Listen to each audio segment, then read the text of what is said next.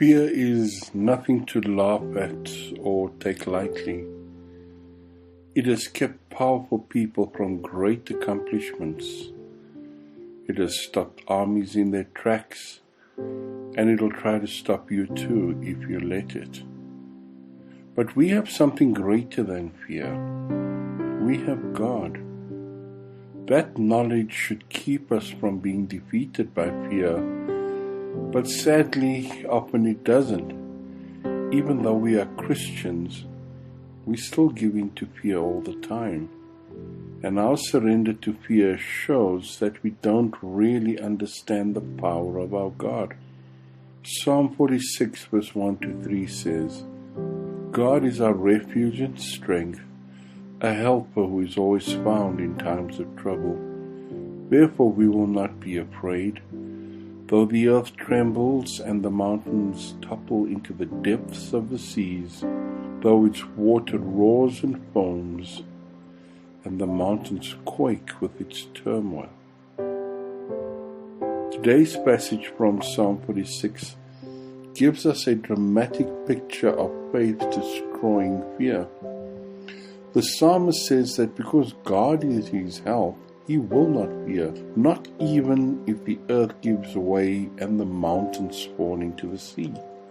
If you have ever been to the mountains, you can probably imagine how scared you would be if they began collapsing around you.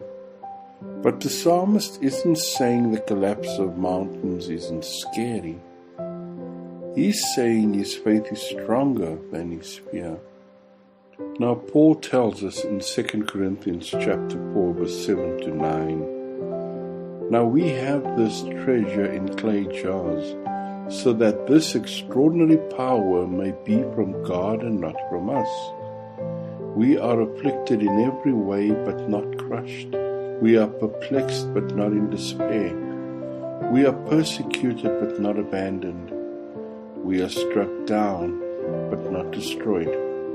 Fear tells us we are alone, that we have to face trials and struggles on our own. It reminds us of our weakness.